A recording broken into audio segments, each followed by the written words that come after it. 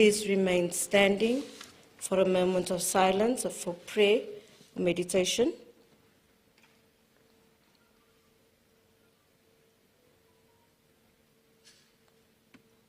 Thank you very much. You may be seated.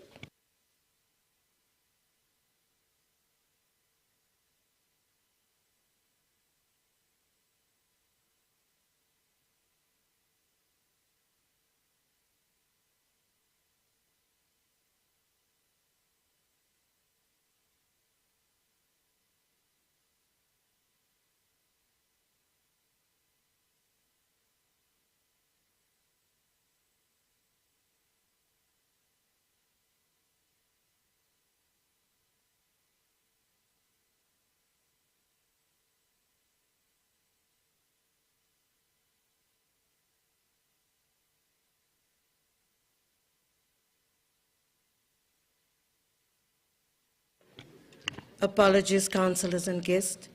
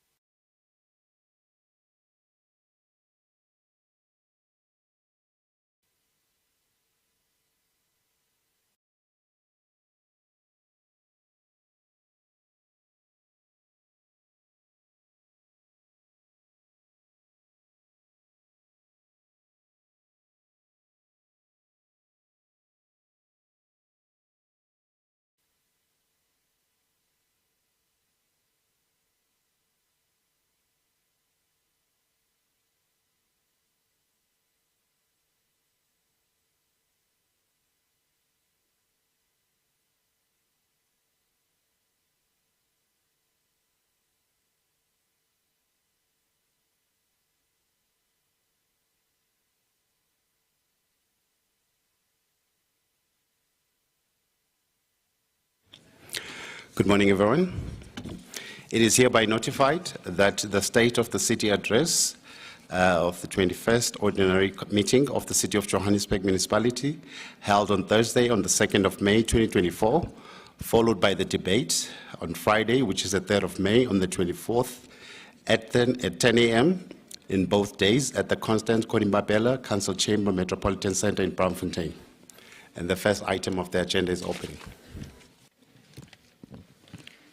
Executive Mayor of the City of Johannesburg, Councillor Kabelo Gwamanda, the Whip of Council, Councillor Nzungu, all political party leaders and whips, members of the Mayoral Committee, chairpersons of Section 79 committees, fellow councillors, welcome to the Regional Court President Modi Bedi Dachi, Johannesburg District Commissioner General Marsha, the King Indabazite Kakumalo from the Amatungwa Royal Kingdom and his council, Princess Mandulo, Zulu Kazweletini, members of the Gauteng Provincial Legislature, Ms. Matsiriso Mfikwe,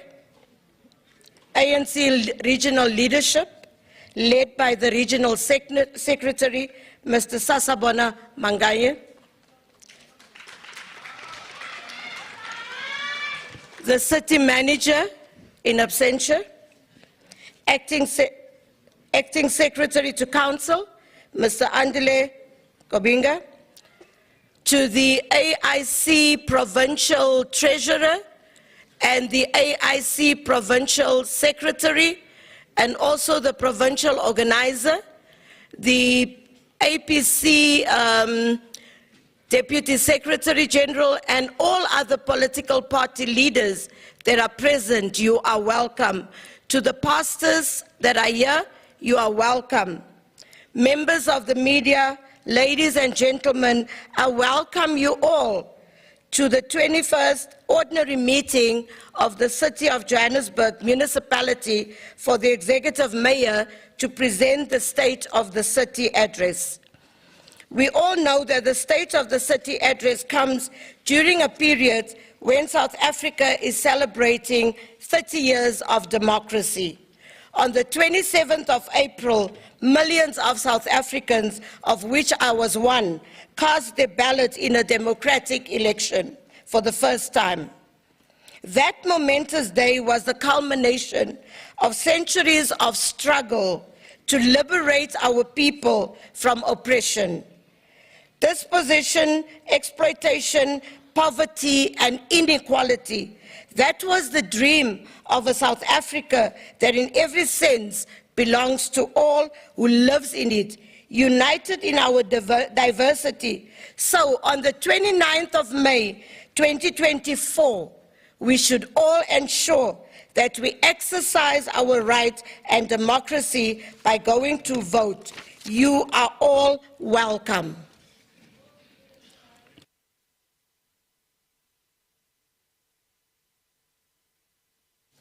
We proceed now to application for leave of absence. I've received the following apologies in writing. Councillor Thandi Nontenja for urgent private business. Councillor Dada Morero for private business. Yeah, are there any other apologies from the floor?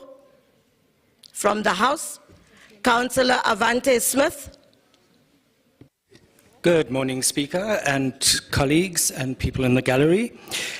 Today we have Councillor Sean Crash, who's away on private business, Councillor Tyrell Myers, who has ill health, Councillor Kana Ahmed, who is also ill, Councillor Solomon Maila, who has private business, Councillor Stuart Murray, who is ill, Councillor Molisani, who's ill, and Councillor Sherman, who is also ill. Thank you. Thank you, Councillor. Any other apologies? Councillor Marema and then Councillor Mohape. No, thank you very much, Speaker. I rise to submit an apology of Councillor Priscilla Supe due to ill health. Thank you very much. Thank you, Councillor Marema. Councillor Mohape. Thank you, Speaker. From the EFF side, it's Councillor Ngwenya, ill health, Councillor Mpatlele, private business. Thank you. Thank you, Councillor Mohape. There's a hand at the back. I think it's Councillor Zach Lebatlang. Councillor Lebatlang. Thank you, Speaker. The LOAs, it's Councillor Zahid, ill health, Councillor Tuli, ill health, Councillor Sarah Whistler, political duties, and Councillor Cedric Mukondo, political duties. Thanks. Thank you, Councillor Lebatlang. Councillor Nkonto.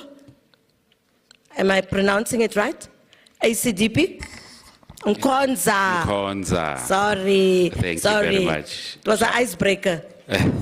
Yes, indeed. Shalom, shalom, Madam Speaker. Councillor Harris, ill health, and Councillor Rolson will be delayed. Thank you very much. Thank you, Councillor Nkonza. Can we approve the apologies as submitted? Thank you. Before we go to the business of the day, can I ask the media to take pictures of the mayor now so that we have a peaceful state of the city address? So if there's any media that would want to take pictures, can we do that? Councillor Caldine. Thank you, Speaker. Apologies. An apology for Councillor Lewis Simmons, family bereavement. Thank you. Thank you, Councillor. I'm going to give the media 3 to 5 minutes. If you want to have pictures down here of the mayor, you can come down do your pictures so that we can carry on with the business of the day. Or are you fine from the top? I'm talking to the media councillors, please, let's not start. And it's my namesake that's doing that, I think.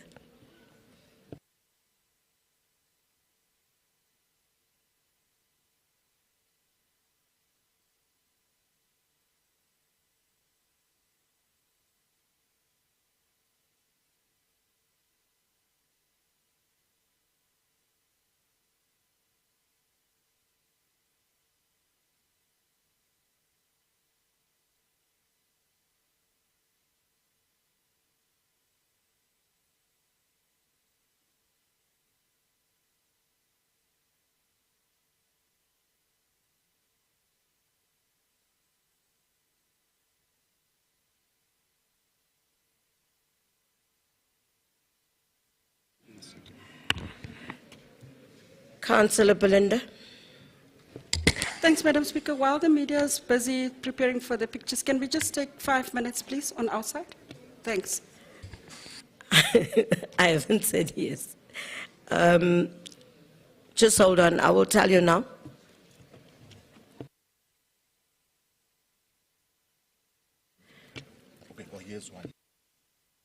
Okay, all the other media is fine on the top. We only have one that wants to take pictures. So I'm not sure whether we are going to take another 2 or 3 minutes. I really don't want us to be dear makar, please. 3 minutes, back.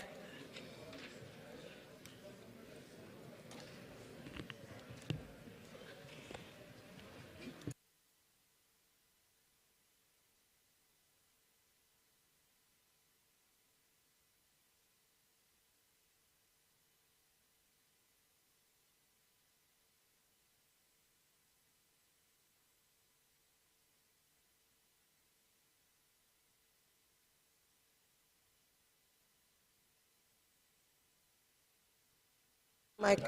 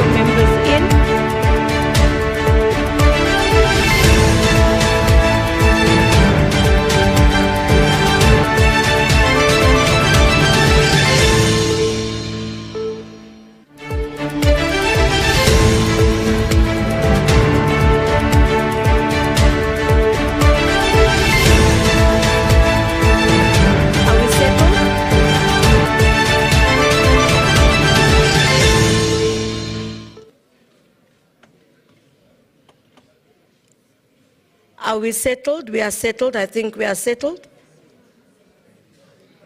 Action SA, IFP,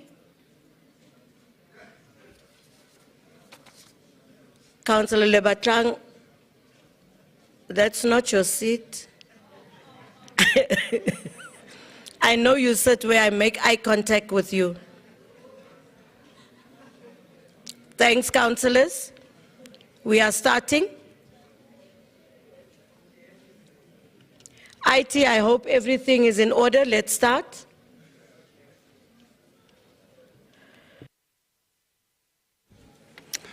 We now proceed to the State of the City address by the Executive Mayor. Executive Mayor, podium is yours. Whilst the Executive Mayor walks to the podium,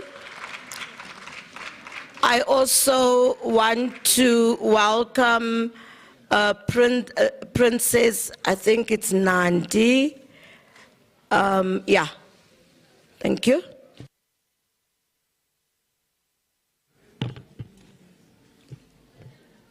Thank you very much, Speaker of Council. I'm hoping that I am audible.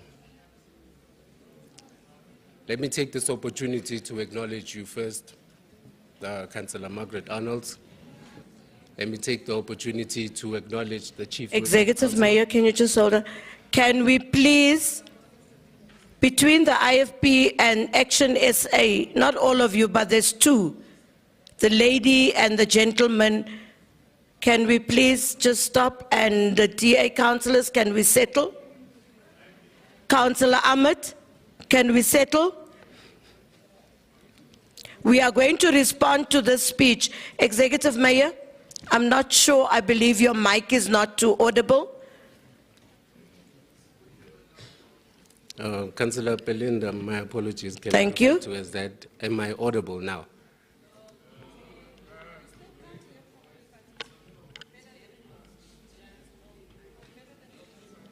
Madam Speaker, can IT please assist us with increasing the volume? IT, can you increase the volume of the mayor?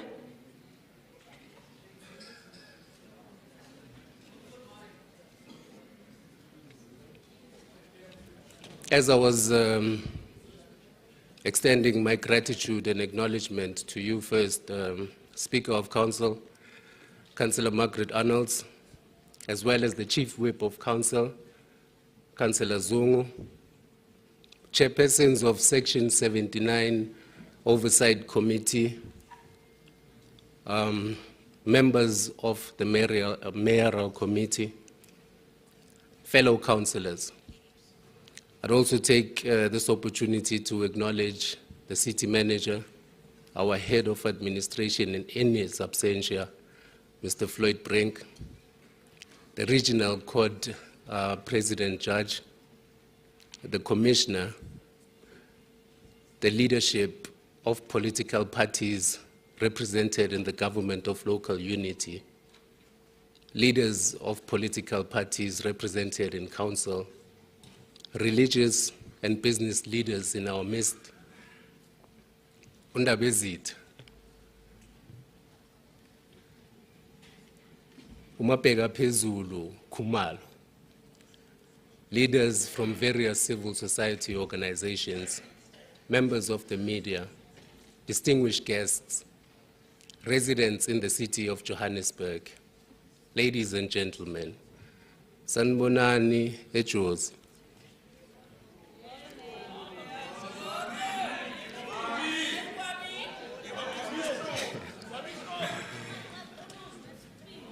Madam Speaker, this year we are building a stable and resilient city government in service of the people. Madam Speaker, I'm glued to resilience because if resilience was a human being, I'm sure it would either be myself or the city manager.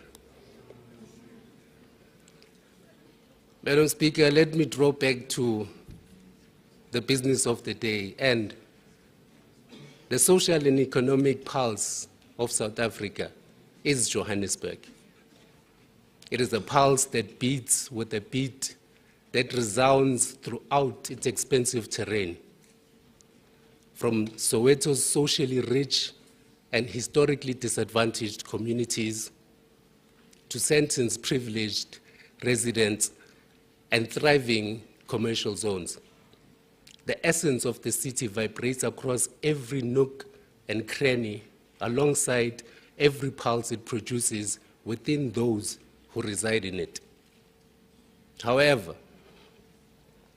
beneath this tapestry of bustling streets and impressive high-rise buildings lies a profound reality. Johannesburg is not simply a city. It represents resilience and amplifies the human potential to rise above obstacles and prosper through adversity. In the midst of the busy urban life that surrounds us today, let us take a moment to reflect on our journey that has led us here. We should celebrate Johannesburg's accomplishments and victories while accepting any upcoming obstacles or challenges with grace. Despite impending uncertainties, one thing remains steadfast: the resolute character of both its people and community.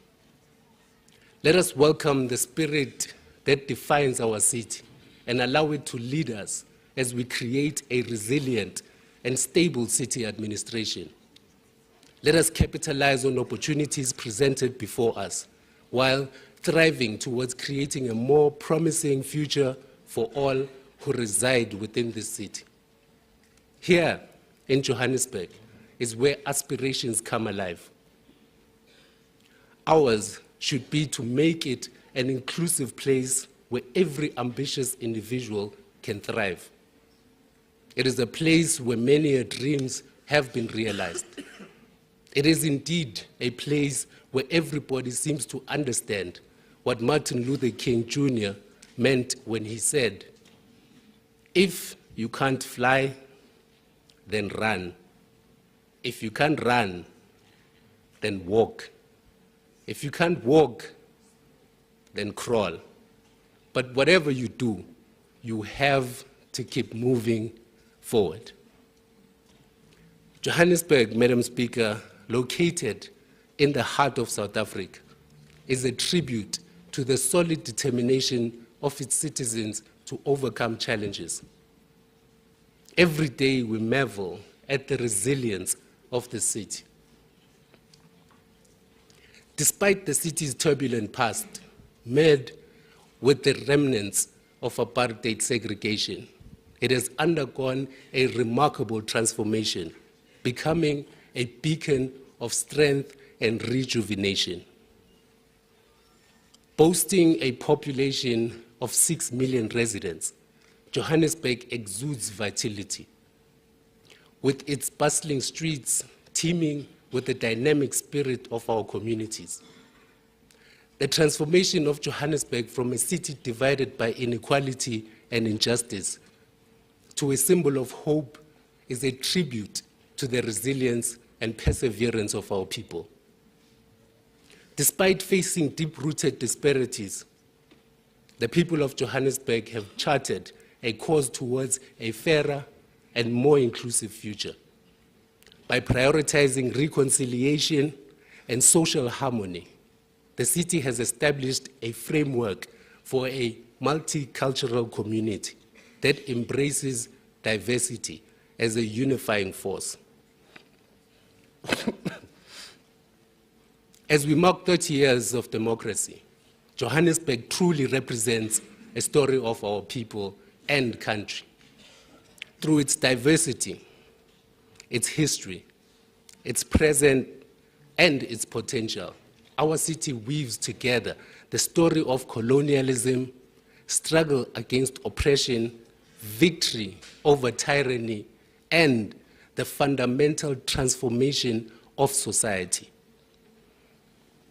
Our city still bears testament to our historical injustices and inequalities, yet amplifies in many respects the triumph of our people over discrimination and subjugation. We are a city that still has evident signs of our painful past, but equally, that has shining attributes of who we want to become. We are, after all, Johannesburg. We are the heartbeat of the nation. We are a sign of hope, where the aspirations of all our people must be fulfilled, and where the dignity of the historically oppressed African, colored, Indian people must be restored. It is here where historical remnants of apartheid and white arrogance must be finally defeated. Madam Speaker, I dare say that Johannesburg is a resilient city because it is known for its ability to navigate through crises and its capacity to adopt and succeed in the face of constant disruption. We are confronted with a constantly changing environment characterized by rapid urbanization, inward migration, economic exclusion, and soaring inequality. Moreover, the disruptions from natural disasters, crime, and socio-economic challenges have emerged as daunting and at times unpredictable challenges. Johannesburg is a prime illustration of urban advancement, with 89.9% of its inhabitants residing in formal residences. The city has made noteworthy progress in addressing housing scarcities and enhancing living standards for its residents. The Johannesburg Social Housing Company, JOSHCO, is well on its track towards passing the mark of having 10,000 units being rented by tenants in the coming financial year. Most of these will be in the social housing space, but the entity is also making strides to become a player in the student accommodation and the affordable rental space. JOSHCO's own strategic plan has identified a backlog of more than 300,000 units in the social housing market in Johannesburg. This means that the Johannesburg property industry is ready for new players. There is great potential for private sector investment and growth. Johannesburg's commitment to improving the quality of life for all its residents is further demonstrated by the provision of basic services. Water is accessible to 98.3% of households. Electricity is available to 94.1%. Sanitation is provided to 93%, and refuse removal is extended to 90.5%, ensuring that every part of the city has the basic amenities required for a dignified existence. Johannesburg's story is not without blemishes. It carries the wounds of its turbulent history and the challenges of its current circumstances. The path towards advancement and success is interrupted by ongoing obstacles that require recognition and immediate solutions. Johannesburg's challenges are rooted in the enduring remnants of apartheid, a system that institutionalized racism and segregation, leaving a lasting impact on the city's landscape. Despite the official dismantling of apartheid 30 years ago, its impact still echoes through Johannesburg's social structure, resulting in entrenched socio-economic disparities and spatial inequalities. Poverty is a prevalent issue in specific areas, causing a sense of hopelessness and scarcity in communities that are already struggling with limited prospects of resources and success. Unemployment rates persistently remain elevated, especially amongst marginalized groups, intensifying the cycle of poverty and continuing to exclude the majority, which is black and female, from meaningful social and economic participation. Johannesburg is plagued by incidences of violent crimes, jeopardizing the well-being and protection of its inhabitants. Despite efforts to enhance law enforcement and deter criminal activities, the city still confronts serious challenges of illegality. Moreover, the rapid urbanization in Johannesburg has placed immense pressure on its infrastructure and service delivery, resulting in deficiencies and inefficiencies. The increase in informal settlements serves as a daily reminder of the city's incomplete pursuit of inclusivity, fairness, and spatial justice. Despite these challenges, a glimmer of hope persists, a tenacious spirit that refuses to be subdued by hardship.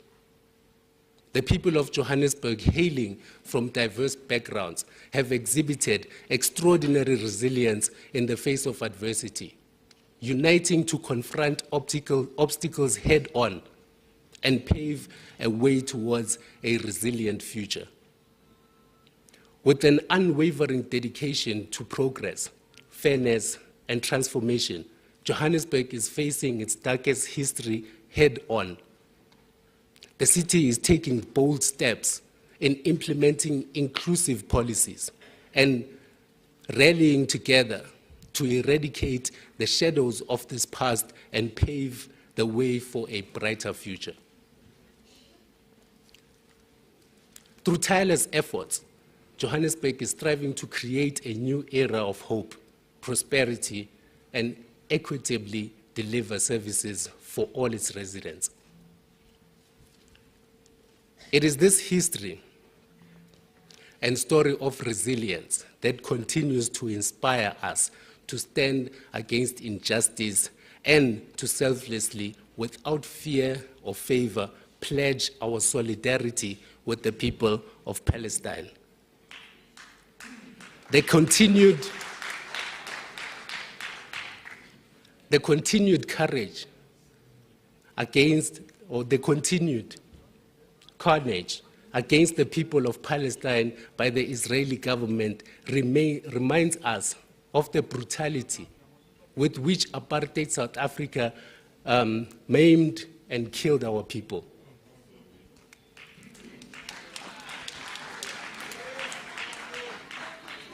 Their simple sin was to fight for the right to self-determination and freedom in their own country.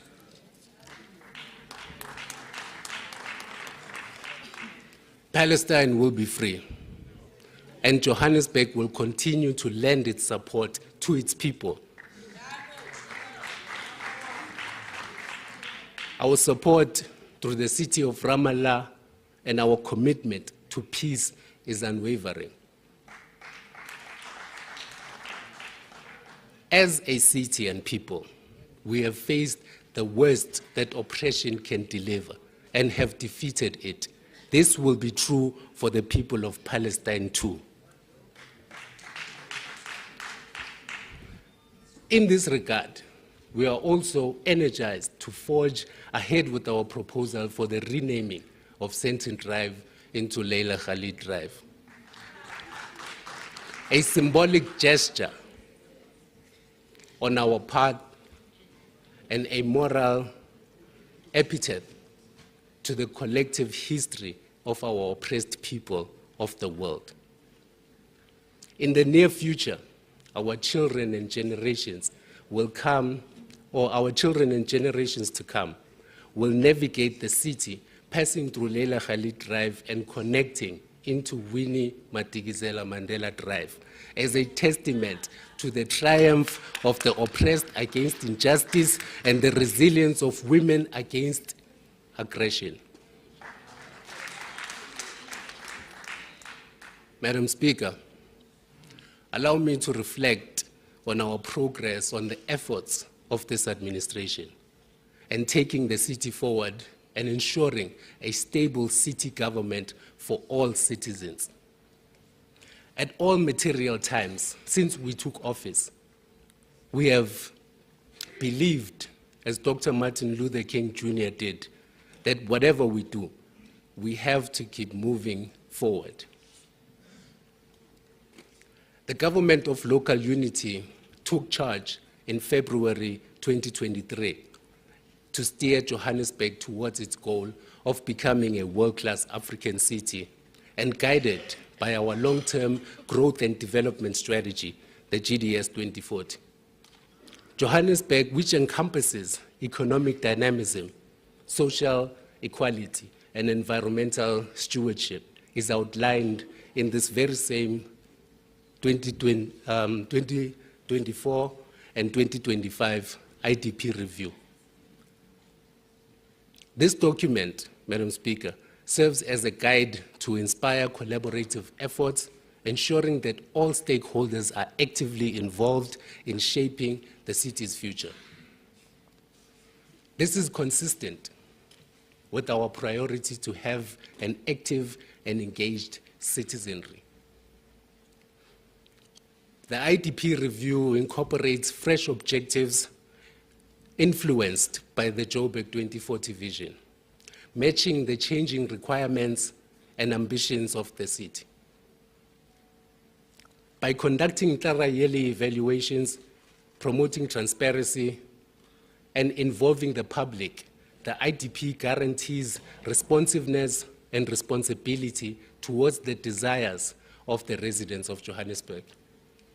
The IDP centers around the idea of the people's plan, Joburg, our city, a place we call home. Emphasizing the importance, Madam Speaker, of resilience, shared ownership, and most importantly, accountability. Through the IDP process, we have given practical expression to one of our priorities to create an active and engaged citizenry. Today, our active and engaged citizens are interested to hear what we have accomplished in government and in the construction of infrastructure, as well as the delivery of basic services, Madam Speaker. As we review the performance of our departments and entities in the past year, it's evident that our efforts have been focused and impactful. Across various priority areas, we have diligently worked towards achieving our goals, guided by the commitment to excellence and progress for Johannesburg. In areas such as sustainable service delivery and infrastructure development, while progress has been significant, there's acknowledgement of areas needing improvement. This underscores the need to intensify efforts in ensuring we deliver basic services and improve our drive towards capital expenditure. With a performance rating of 68% across all priorities in the third quarter, we recognize the strides made and the areas needing attention. Through collaboration, innovation, unwavering dedication, we will continue our journey towards a city that is inclusive, sustainable, prosperous for all its residents. The impact of our efforts must also be reflected in our ability to create a conducive environment for business to thrive and for small enterprises to grow within the Joburg economy. It means our programs must make a dent in the unemployment rate in our city and must create work opportunities to accommodate the growing number of youth who are neither in employment, education, or training. I am pleased that as committed in the last State of the City address, we have now formally launched the Youth Directorate in the city. And it has commenced with the important work of formalizing a strategy for youth development and empowerment within the city. We have placed great emphasis and focus in the areas of skill development in general and in respect of the youth in particular. The city is assisting young people with programs which direct them towards self-development and sustainable work opportunities. Although the Youth Directorate is still in its infancy, the Directorate has created a platform for the city to make a contribution towards decisive youth development interventions. To mention but a few, the city awarded 350 young people with bursaries as per the city's critical and scarce skill requirement at an amount of 14 million for the years 2023-2024's academic year.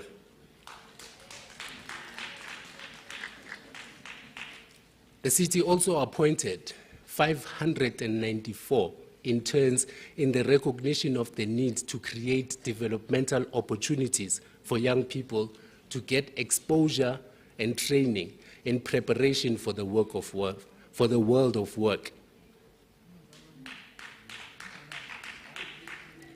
Madam Speaker, asimanga nje kuphela siyasebenza. That's why bathulile.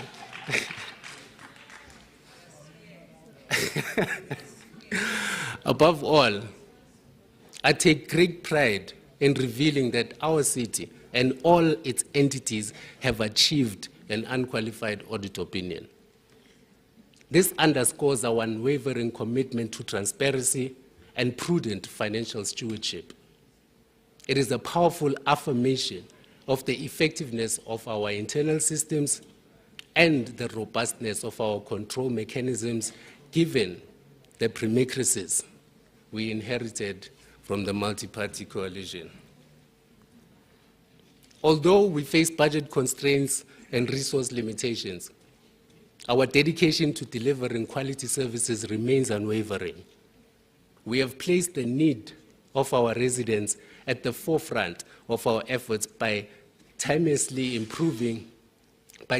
working towards improving their quality of life and providing equal access to essential services whilst prioritizing cost efficiency. A prominent achievement is that almost all informal settlements, 97%, have now received basic services across all service delivery areas in the city of Johannesburg. It is compulsory for all of us to recognize the importance of our individual contributions to the collective well-being of our city. Every rand paid towards municipal services is an investment in the future of Johannesburg, a future characterized by resilience, prosperity, and boundless opportunities.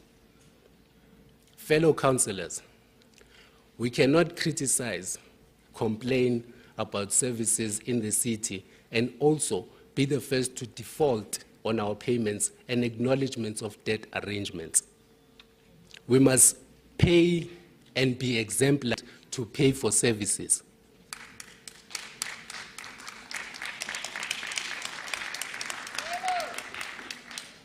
The city has adopted an intensive revenue collection enhancement initiative to assist us recoup revenue outstanding to the city, whilst assisting our ratepayers with queries and disputes.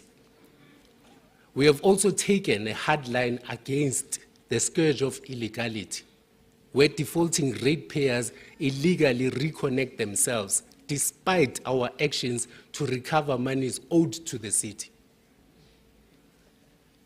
The city has had to rebate its budget as a prudent response to the strained revenue base, and as a responsible action to ensure we deliver our commitment whilst maintaining stringent fiscal discipline and governance. We are also pleased to assure residents that their city remains financially stable and is committed to delivering on its mandate and promises. Our efforts center around sustainability, and we have achieved noteworthy progress in improving access to basic services in informal settlements, efficiently managing waste, and advancing infrastructure development. Our initiatives targeting housing, electricity, water and sanitation, as well as overall environmental health, have produced tangible outcomes that positively impact countless households within our city. Enhancing connectivity, mobility, and urban resilience is at the core of our developmental agenda. We have made progress in achieving this goal through astute capital planning and careful financial management by prioritizing important capital projects. Though certain objectives may have faced setbacks along the way, our unwavering dedication to infrastructure development persists. Ensuring access to clean water and dependable electricity is a basic entitlement. We have accomplished noteworthy progress in enhancing accessibility of the vital services, especially amongst marginalized communities. Our investments towards augmenting water and electricity infrastructure are establishing the basis for durable advancement and financial prosperity. Madam Speaker, we acknowledge the water challenges that we have recently faced. As a city, we are faced with a rapid rise in water demand that is threatening the sustainability of our water supply and strain the capacity of our systems. Our water use per capita far exceeds that which is the standard in developed and thriving cities of the world. There is an urgent need to control and manage demand in order to ensure we create reliability and sustainability in our supply environment.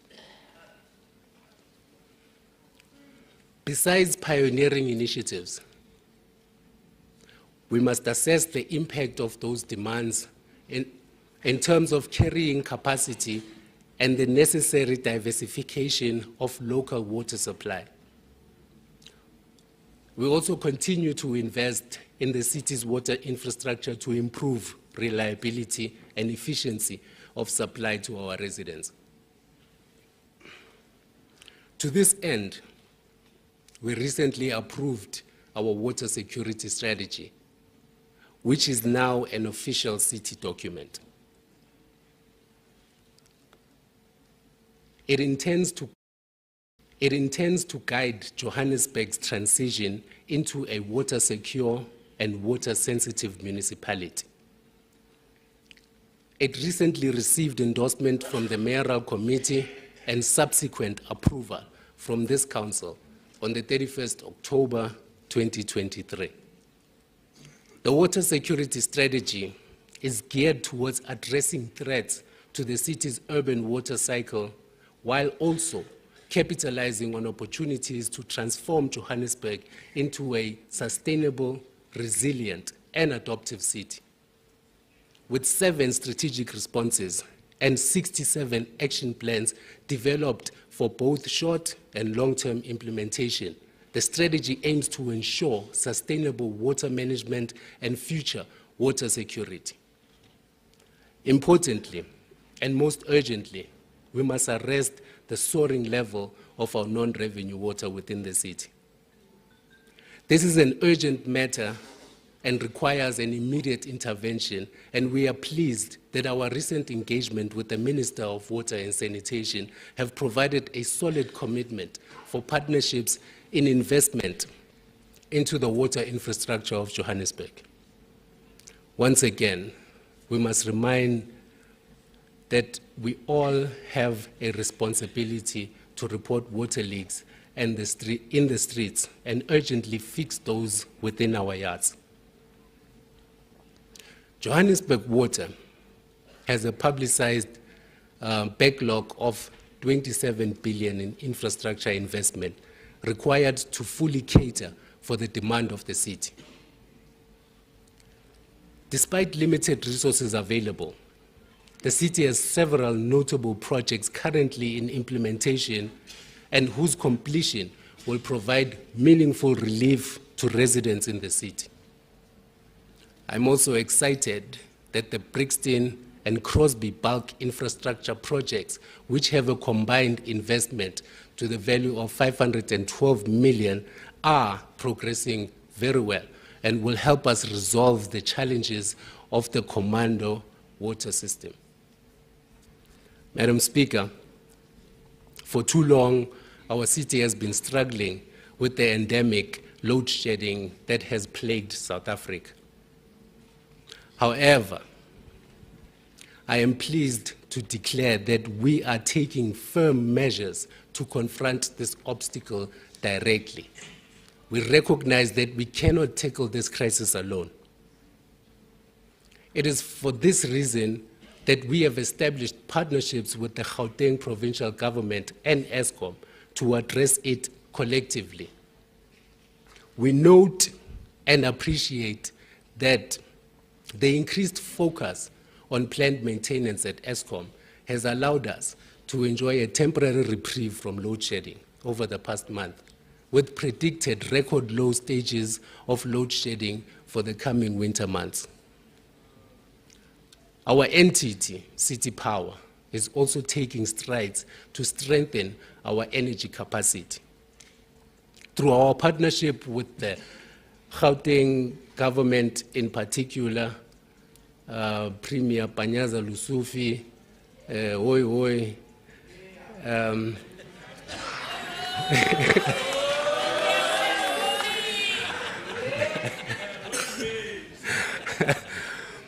the John Ware substation's open gas turbine has been brought back into operation, enabling an infusion of a noteworthy 50 megawatts into our network. This progression marks only the initial phase in our determination towards implementing innovative energy solutions and decreasing dependency on Eskom for uninterrupted electricity supply. In the next financial year, we intend to add another 50 megawatts of power to our grid by bringing back the Durban Street substation. We have also planned for an additional 100 megawatts by the financial year end. Our dedication towards avoiding load shedding reflects in these actions, aimed at protecting our citizens from discomfort and distress. Collaboratively, we are working on innovative measures to reduce power outages, like the implementation of load limiters and commissioning open-cycle gas turbines. Our consistent dedication towards progress, combined with these interventions, will guarantee a dependable energy supply for every citizen residing in the city of Johannesburg. Over the last year, in line with our commitment to our communities, we have extended new high-mast lighting systems in our townships and informal settlements to improve the safety and security of residents during the evenings and at times of load shedding. Our high-mast lights are powered by solar, giving them the ability to function outside of direct power supply from Eskom and City Power. Madam Speaker, several transport master plans were completed in the last year, and these will serve as a guide for a mid to long-term transport planning project development and investment for the economic and social needs of Johannesburg. Our commitment is to provide integrated transport solutions for the benefit of residents and solutions which allow us to bring the apartheid spatial configuration of our city, to providing the majority of our residents with safe, reliable transport options and decent infrastructure. The completed master plans cover Region G, which includes Protea South, El Dorado Park, Lenasia, Annandale, Orange Farm, Zachariah Park, and surrounding areas. The Roodepoort CBD Transport Master Plan has also been completed, and that plan covers the western edge of our city and provides a western link to Johannesburg CBD for areas such as Kagiso, Krugersdorp, Soweto, Bramfisherville, and surrounding areas. These areas have experienced significant economic and infrastructure decline over the years due to inadequate transport infrastructure, the result of which have led to heavy traffic congestion and urban decay.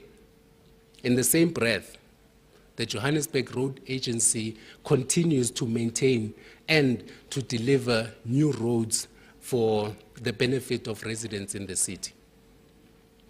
Over the past year, we have rolled out approximately 58 kilometers of new tarred roads in the city and have graded some 435 kilometers of gravel road. Whilst we are pleased that we have repaired in excess of 47,000 potholes throughout the city, we remain concerned that the speed at which we repair potholes once they have been restored and the quality of our repairs in some instances. Personally, I have heard the impassioned pleas of our residents for a seamless action plan to reinstate pavements and roads where Johannesburg Water has constructed and conducted repairs. Residents have complained that our excavations remain without reinstatement for months after repairs have been finalized. This is a matter we are looking into seriously. We are considering various options to make the city safe and to close the gap on reinstatement between Johannesburg Water and JRA. I've had a conversation with my two servant MMCs, MMC Kenny Kunene, as well as MMC Jack Squaile, on the entities that they conduct oversight on to urgently conclude a plan around this uncomfortable issue. In this regard, we are also hopeful that the asphalt plant, which we have recommissioned in August 2023, will provide us with the necessary asphalt to repair and maintain our roads speedily and without hindrances. The plant has the capacity of 1,520 tons of asphalt per day. This is enough asphalt to resurface 2.5 kilometers of tar per day. Fellow councillors, we have also adopted a collaborative approach with several private entities, communities, and associations with regards to the management and upkeep of our public open spaces. This includes initiatives aimed at maintaining our parks and bringing much-needed economic activities in those areas that have distinct potential. We recently witnessed the opening of the famous Sakumzi restaurant at the Zoo Lake and are hopeful that many similar initiatives will spring up and allow us to resuscitate the vibrancy of our city. This collaborative approach will ensure that our public open spaces remain clean and safe at all times. Madam Speaker, the city of Johannesburg is facing a severe social and economic threat with the rise in illegal mining activities, posing an immediate threat on our infrastructure and public safety.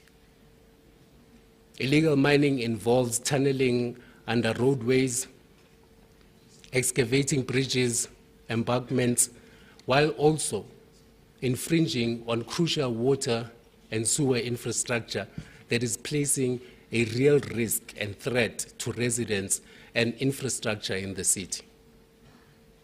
The consequences of engaging in this unlawful behavior is significant and extend over a wide area. The destruction has impacted the water and road systems, particularly in Johannesburg Central, South, and the West regions. The pollution of rivers, as well as the potential cross-contamination, presents severe health risk to local residents who depend on pure drinking water for their well-being. In addition, the unlawful activities of Zamazam involve disruptive excavation, which in turn leads to soil erosion around pipelines. This accelerates the possibility of sinkholes and severely undermines both our infrastructure stability and the safety standards of repair teams. The Johannesburg Roads Agency is taking steps to reduce risk associated with illegal mining. They are continuously monitoring areas where significant damage has occurred to bridges, embankments, and road reserves due to these activities, using cautionary measures such as barricades and road closures in an attempt to safeguard the public safety while avoiding further infrastructure degradation. The city's financial situation is deeply affected by illegal mining in a complex and significant manner.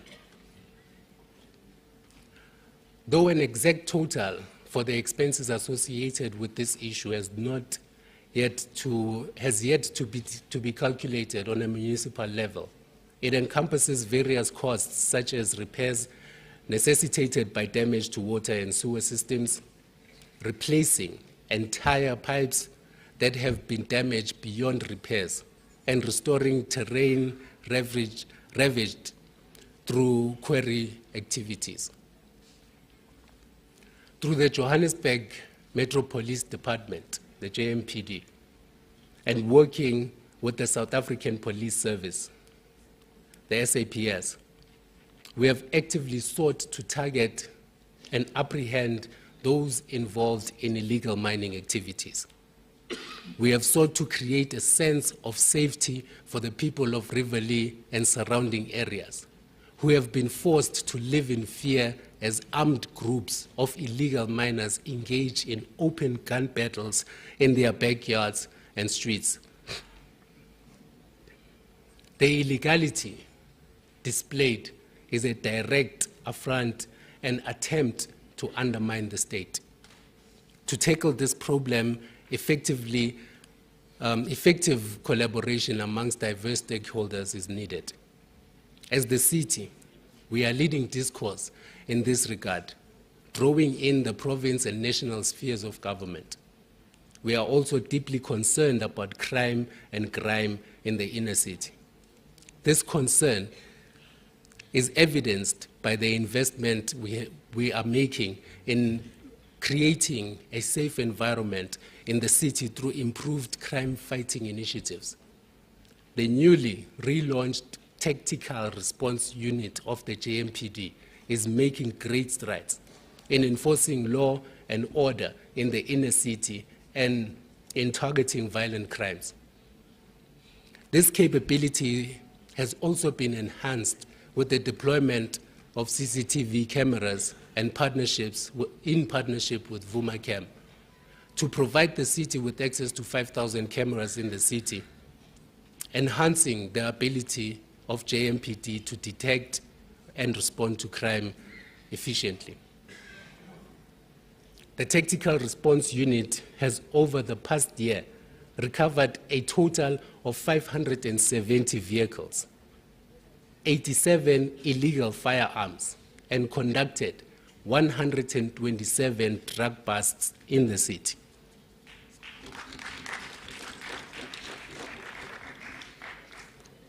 in a coordinated manner and with the deployment of intelligent tactics and systems, we are slowly making inroads in the fight against crime in the city. Making Johannesburg safe is important for the local economy and for the well-being of residents and business in our city. Our crime-fighting efforts are also complemented by the deployment of traffic wardens to manage traffic in peak periods during power disruptions and infrastructure failures. I must, however, add that the violence that plagues the communities of Westbury and Eldorado Park as gang wars continue unabated gives me, as the mayor of the city of Johannesburg, sleepless night. The brazenness in which gangs target and murder community activists and innocent residents is a worrying and horrifying reality. The intensification of gang wars linked to the scourge of drugs in our communities requires that we take bold steps to silence the guns. Flush out drug dens and the supply networks and enforce strict and the strong arm of the law within our communities. I have been in constant engagement and planning with MMC Public Safety, and I expect that we will finalize our approach very soon, and it will inform the interventions we must make in these areas as law enforcement and later as social development and other departments that would be required to tackle this challenge head on. Madam Speaker, our city's resilience has over the last year been tested by a variety of incidents that have required us to provide certainty in leadership and efficiency in our actions to respond effectively to disruption. The Usindiso building fire is the foremost disaster to have affected the city of Johannesburg since its establishment. Never before has the city witnessed such a tragic and painful episode. What compounded the pain was the fact that the disaster happened not too long after a fire claimed the lives of 2 children at the Florence Nightingale building in June 2023. On the fateful morning of 31st August 2023, 76 people perished in a deadly blaze that has come to epitomize the unsafe living conditions that our people in the inner city and beyond endure in bad buildings. This fire was not the first, but undoubtedly it was the darkest cloud to ever have hung over our city.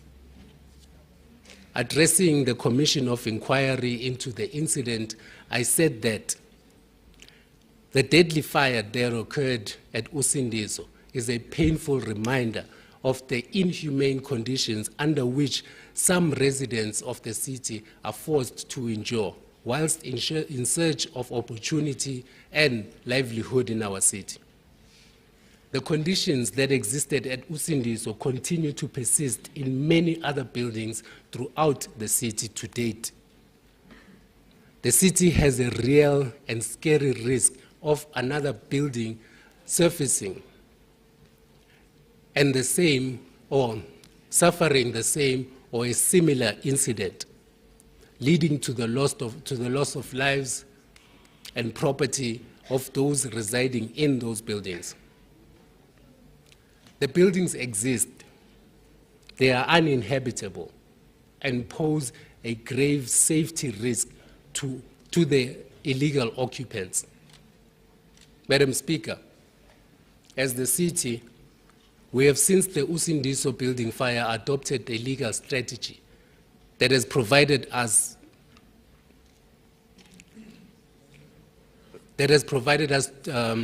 recourse to evacuate people from bad buildings on the basis of safety concerns as opposed to evicting them on the basis of illegal occupation. This has been deliberately designed to assist us prevent another Usindiso building type fire incident. As the city, we appreciate that there is opportunity and potential in seeking meaningful partnerships wherein we may invite private sector investment into the city's property portfolio with an intention to repurpose, rehabilitate buildings within the inner city and across all our regions. Such a process must fully align with our precinct development plan and must respond to the transformation objectives of the city. This means we intend to prioritize investment attraction into student accommodation, social housing, and affordable rental stock, particularly for the inner city.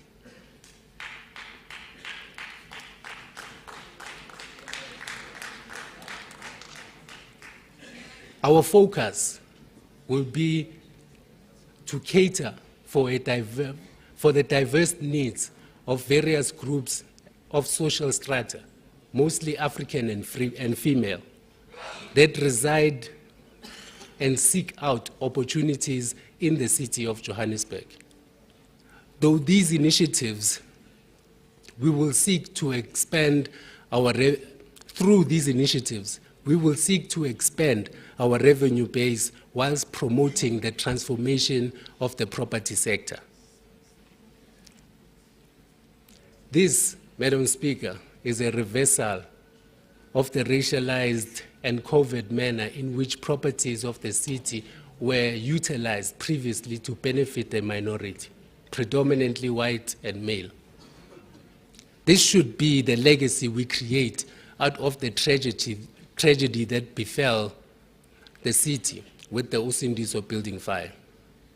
Again, on behalf of the city and its residents, I extend our sincere condolences to the families of those that passed on in the Usindiso building fire and express our commitment to commit all within our power to prevent another similar incident.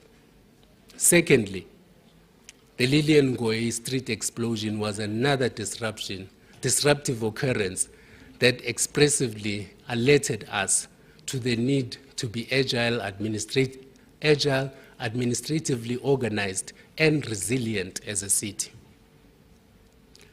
The swiftness of our response to the explosion and the seamless coordination of various stakeholders once more confirmed that we have the skills, experience, and resources in Johannesburg to keep our city moving forward. In January this year, we commenced with work to restore Lillian Ngoyi Street and to implement an environmental public upgrade in and around the areas and parts of our dedicated precinct plans. By December 2024, Madam Speaker, we will have completed work on Lillian Ngoyi Street.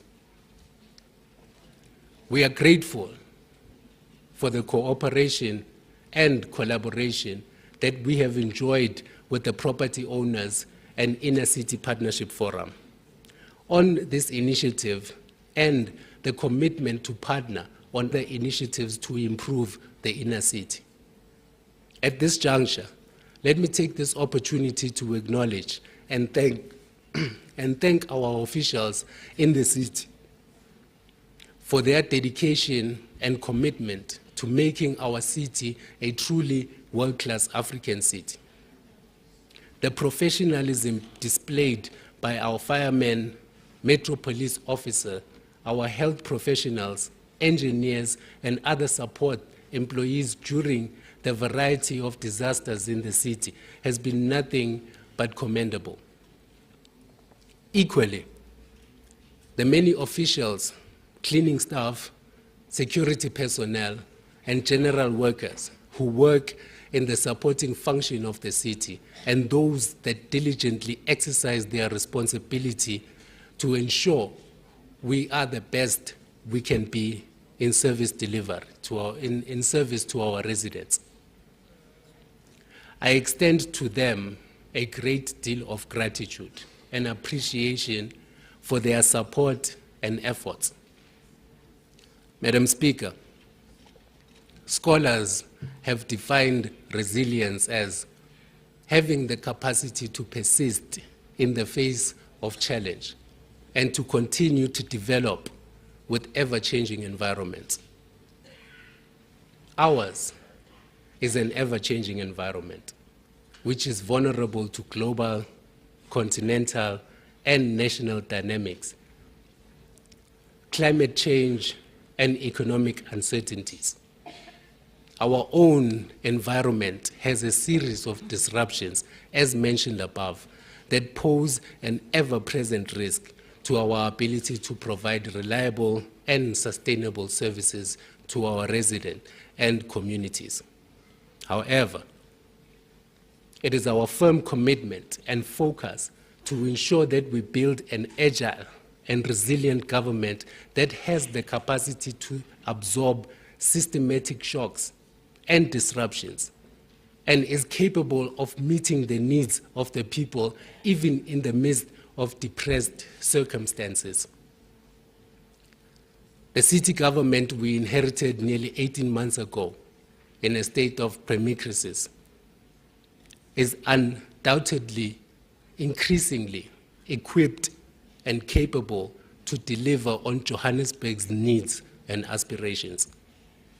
We are confident in our abilities, plans, and programs to set Johannesburg on a path to recovery and restoration. Our acknowledgement of challenges is not a concession to defeat, but a clarion call to action. It is an affirmation that we, as stewards of Johannesburg, possess the resilience and determination to overcome hurdles, transform setbacks into stepping stones towards progress. The echoes of historical injustices, the complexities of urban dynamics, the global challenges that knock on our doorsteps are not insurmountable obstacles, but opportunities for innovative unity and growth. Together, Madam Speaker, as we build a stable and resilient city, a city government in service of the people, let us remember one thing, that they say a lie travels halfway around the world before the truth can put on its boot. Madam Speaker, this government is the truth. As we define the status quo for the residents in the city of Johannesburg, we remain steadfast and committed to a government of fairness and equity. Madam Speaker, fellow councillors, political leaders, and residents in the city of Johannesburg, I thank you.